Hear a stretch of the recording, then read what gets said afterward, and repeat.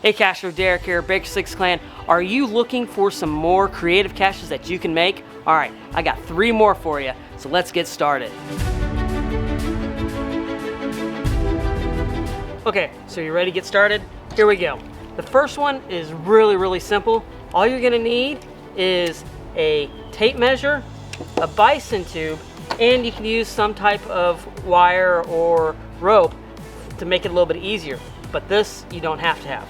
So all you're gonna do is you're gonna take the bison tube with the ring on it, and you're just gonna attach it to the end of the tape measure. Super easy, just like that. Now what you can do with this other wire is actually just kind of put it in and you secure it some way so that it creates a hoop. And this just allows for the person that is finding it to be able to pull it down. Now you're wondering, where can you put it? Well, I would put this up in a tree and have it up high, and they would have to use some sort of tot to get to it. Now there are some modifications that you can do with this. So say for instance that you wanted an ammo can at the bottom of a tree, and you wanted a lock, an actual lock with a, for a key. Well, why not attach the tape measure with the key at the end of the tape measure, so they got to pull it down to unlock the lock.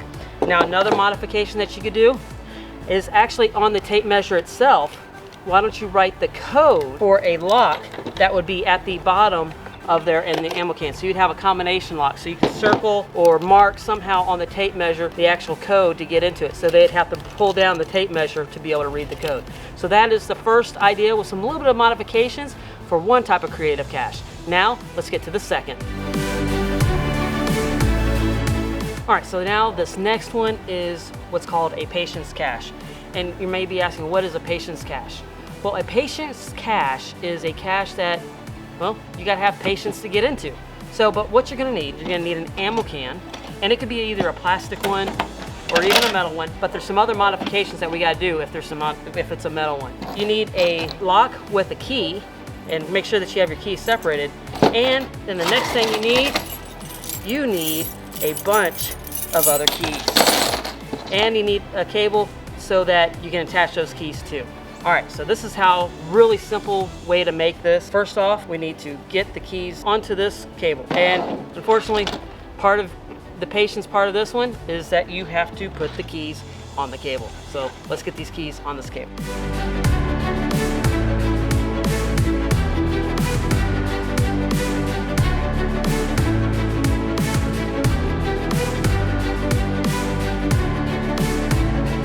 Once you get the keys on the ring and you get it kind of secured to the chain itself, the next thing is that you're going to want to secure the cable to either the ammo can, or if you're going to use another like chain or something to like lock it to a tree, lock it to that. So that's the next thing I'm going to do. I'm just going to lock it to the handle for right now.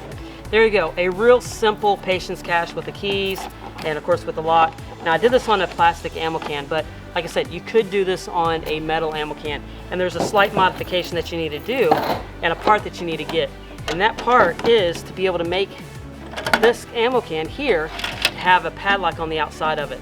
And there's a piece that you can get, and I'll have a link in the description to be able to get this.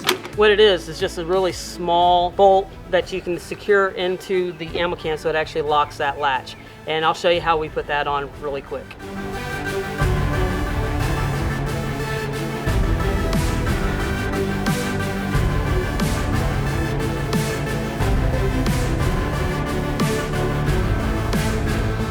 All right, so that simple modification right there, putting that on there, makes this ammo can be able to lock up. And once again, I will have that piece right there to make these ammo cans into safes, is what they call them, in the description. So check that out if you want to use a metal ammo can for anything. And this is just a really great way of doing it. All right, now let's move on to number 3. All right, so on this third and final cache for today, this is just a really simple cache that you can make, and all you're gonna need is a plastic ammo can, some glue, and this is, you're gonna be using like super glue, but you can use some other type of like silicone or aspect of it. Some magnets that you're gonna need, and you only need the amount of magnets that are on your combination lock. and a paint marker. And that's really all you need. So the first step is we're going to take our magnets and we're going to glue them randomly somewhere inside this ammo can. And you can put it in the lid, you can put them on the sides, wherever you want. Okay, so once you get your magnets placed randomly in your ammo can, the next thing you're going to need to do is you're going to need to take your combination lock. And I really like this combination lock, and I'm going to have a link in the description for this lock because I can actually set my combination that I want, and it's got a keyhole on the side of it, so when I set it, I have to have the key to set the actual lock. And that's really why I like this combination, because it's got that keyhole and I can set it to what I want it to be, and it's not going to be easily changed out in the field by accident. I've had that happen to me on some of those other locks.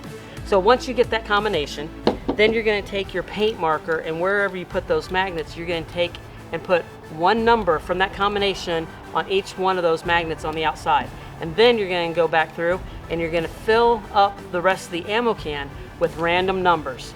Once you get your numbers all over the ammo can, the next thing that you do is that you just put your combination on that you've already set. And there you go. It's ready to go out in the field, and of course you can secure it to a tree or however you need to do it.